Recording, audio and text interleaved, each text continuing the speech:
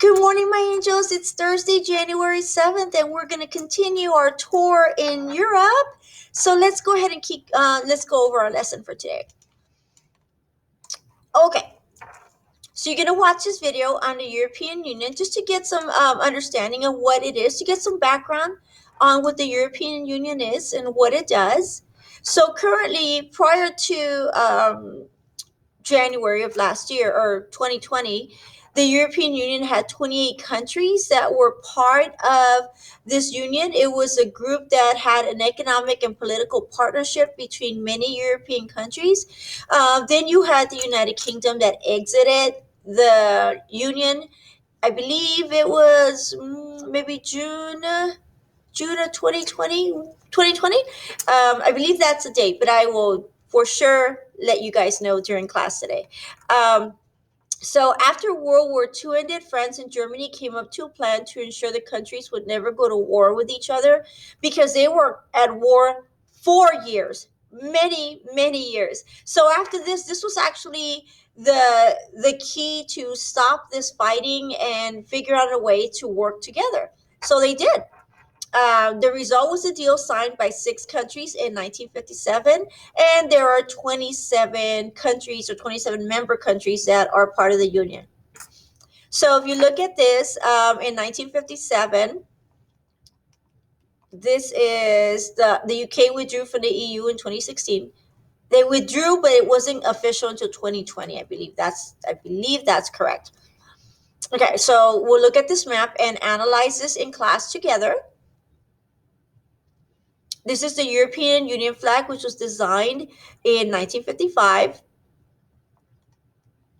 So the purpose of the union was originally established to set up free trade among member countries. So what's great about this is that the people within those countries, they can move around to each other's countries. Like they could work in each other's countries. Remember that that underground railway that we learned in the English Channel, where those people could go. If you're in France, you could go to United Kingdom. You're in United Kingdom, you could just take the shuttle and go work. Well, because of that, there's been some changes. But for those that are still part of the union, they're able to freely go and move around and work in different parts of the countries, as long as they are part of the union. And of course, they can move freely without tariffs to other European nations, which leads to huge cost savings to consumers and businesses. So after we're going to learn about United Kingdom and what they call Brexit next week, and we're going to discuss is it really going to benefit them to leave the union, and what is that going to do to their people or other people that depend on going to work at the United Kingdom. So we'll explore that a little bit more next week. So even though the EU's original purpose was to encourage free trade with Europe, it now has several important interests. One, creating a stable, peaceful relationship between countries.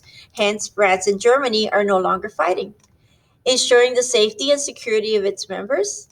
And promoting social issues like protecting human rights and preserving the environment. So we're going to talk in depth about that when we discuss why this even came into play.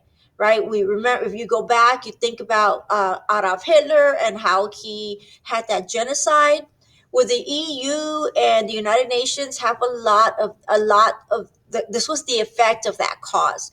They needed to come up with a reason not a reason, but a purpose on how to get these countries to work together and to never allow those issues to ever happen again. So the EUs believe that when countries work together, they're a more powerful force in the world because they involve more money, more people, and more land areas. Then people can go back and forth to work.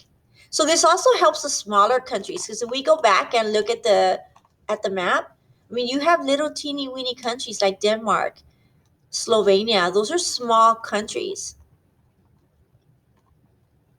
Okay. The EU is much larger than separate European countries. So when the EU countries combine, they have more people and a larger economy. We're going to talk a little bit about the land area, the population, of course, the GDP per capita, and the gross domestic product. So remember, the gross domestic product is what they're making in that country, but now they have more people, more labor, probably even more supplies because they're trading with each other. Okay, so we'll talk a little bit about that today. So, of course, I mentioned earlier that there are benefits of not having tariffs to, when you trade. Citizens can definitely move from country to country within the 27 European Union countries, and they can go work and go visit. It's very amazing how they set this up. The EU strict environmental standards have helped some countries improve their environment. It's helped with pollution. So these are the countries that are part of the European Union, and we're going to talk about those today. I love this picture. We'll also learn about their economic dollar. Where we have the dollar, they have the euro. So the euro's important economic accomplishment is established of a single currency called the euro. This is easier to trade. They're not using different currencies. You don't have francs and you don't have dollars and you don't have euro and then trying to figure out what each dollar is worth. The euro, just say, okay, here's a euro. This is what you have to use. So it made it a lot easier for everybody. They don't have to worry about exchanging money, and it really worked. This is what euro coins and bills look like, and I have some in class, and I'll show those to you today. So these are the EU members. We'll talk a little bit about them, mainly even focus on Germany and France. The European Union does not handle all the government business for the members, but each country did have to change or tweak their laws a little bit because the laws had to be European Union laws. So each country still makes its own laws, has a military, and elects its leader. But when it comes to natural rights and taking care of people, those laws have to be exactly the same, and they have to be European Union laws.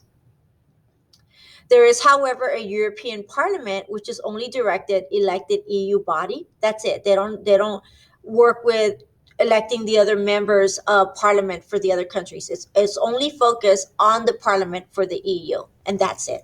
It does not represent the country's governments, but rather the citizens of the EU. The European Parliament cannot pass laws at all. They can pass their own laws for the Union, but they can't pass laws for the countries. This is what this amazing building looks like. Isn't that gorgeous? This is what their assembly building looks like. Look at that. Amazing. We're going to talk a little bit about Brexit today. Not much, because we're going to focus on Brexit in detail next week. But we will talk about, so Brexit is what they say. Britain is exiting out of the Union. So basically that's what it is. We'll talk a little bit more in depth about it today. I do want you to read it, but don't focus too much on it, because the actual lesson of Brexit will be next week.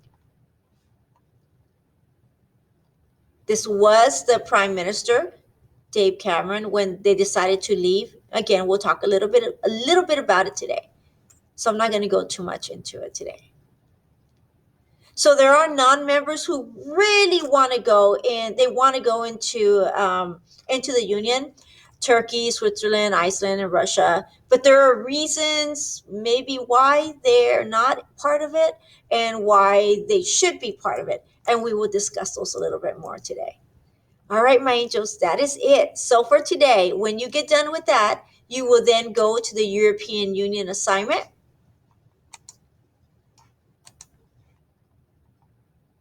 And you will drag and drop. All this goes to the PowerPoint that we just went over. Okay? All right, sweethearts, I will see you guys in a bit.